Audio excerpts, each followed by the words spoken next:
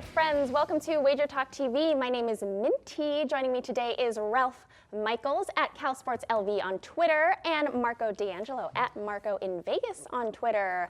This Sunday, we've got Minty's America's Game of the Week, the San Francisco 49ers versus the New Orleans Saints. I will start with Marco. She knows who I'm going with because that's full disclosure. We've seen Minty game. Yeah, let's see. That probably cost you a hell of a lot more than maybe sponsoring a bowl game. Can we have a Minty's bowl? America's Game of the Week. Yeah, I've seen Minty in two hats doing WagerTalk stuff, and one was a Saints hat, and one was the WagerTalk hat. Oh wait, you did one in the summertime where didn't a bird take a dump on you? A bird did poop on my Cubs hat. Everybody. You know, Marco, before you do this, she's talking about the game of the week. Let me mention this. 31 years my database goes back. Mm-hmm. This is only the 25th time where we have teams with 10 or more wins playing teams with 2 or fewer losses. Ooh. So we are talking less than once a year does this happen with these two type of elite teams. 31-year database. You know, his database is older than you, Minty. It is older than me. Yep, this is the 25th time. Home teams 19 and 15, so nothing really to pull out of it. But. You look at this one, Minty, and we're looking at the San Francisco 49ers, what they've done. Everybody saw the Green Bay game 2 weeks ago, Sunday Night Football. Marvelous game. I mean, they played Game of the Year. They thrashed the Packers. Then last week, they went to play the other hottest team. The very next night, 24 hours later, they put on a clinic on Monday Night Football against the Rams.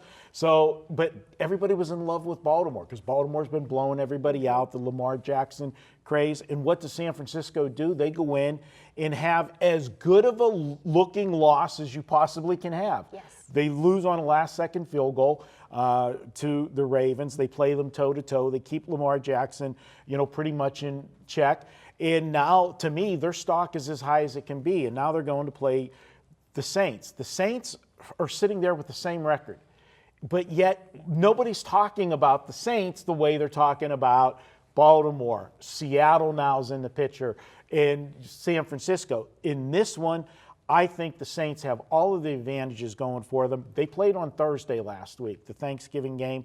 And now they get extra days rest while you've got San Francisco that went to the East Coast, played a physical game against Baltimore, has to play a second week in a row. And I know Ralph's going to talk about something that the 49ers do more than any other team in the NFL in this regard, and it's helped them in the past. But I just don't think this is a good spot for them. I think the Saints are sitting here. This is a tough place to go in and win at the Dome.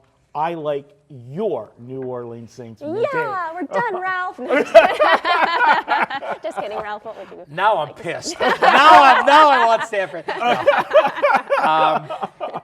No. Couple points for the Saints is, the defense gave up 430 yards their first 3 games. What have they done to that time? 286 yards per game the last 9. We don't talk about the Saints defense at all. We talk about Drew Brees, but we don't talk about the Saints D. The Saints, here's an angle for you, Marco. Saints are 14-0 against the spread versus teams with 800 win percentage. Nice. Oh, wow. And they fit into that mold. So they take care of business at home. I mean, they really do. A couple negatives, though. I have to bring up a couple negatives as well. Give it to me New Orleans has been outgained 3 of their last 4 games. That's not a 10-2 team, a team that, gets outgained like that. And what Marco was talking about was, in the NFL, it's a job. You work, you go to practice, you go to your games, you come home, you deal with your family, you deal with your kids, you deal with paying the bills. But when San Francisco earlier this year came to the East Coast, they played back-to-back East Coast games. They stayed in Youngstown the week between, and they didn't have to go back and deal with all that, and it was really a bonding experience. New Orleans, when they went to the West Coast this year, they stayed out west. The second game in that road trip was Seattle, a game they won. They bonded and talked about how that is an experience. Well, they are staying in Bradenton, the IMG Academy where the Bosas went to high school.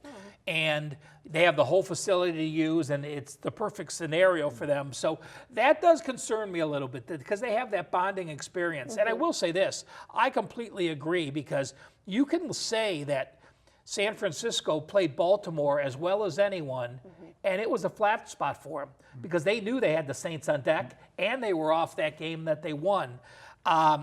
I am gonna wimp out, Minty, and well, I don't want to piss you off, so I can't give out San Fran. I'm gonna lean under. I think it is gonna be an under slugfest. I think the defenses are legit, and I think they really know this is a pressure-packed game playing for home field edge. So just to clarify, you didn't want to piss Afraid Minty to- off. Afraid to piss Not you. off I don't Minty. give a shit about you. That's what I thought. I just wanted to make sure. I am. Let's see. I am afraid of most Kelly, number 2 Minty, and then it goes down from there. Okay. Oh, good. I've earned a little respect. Okay. Thank you, guys. That was amazing. $2 Tuesday every Tuesday. Get the hottest handicappers' best bet for just $2 at both WagerTalk.com and our sister site, SportsMemo.com.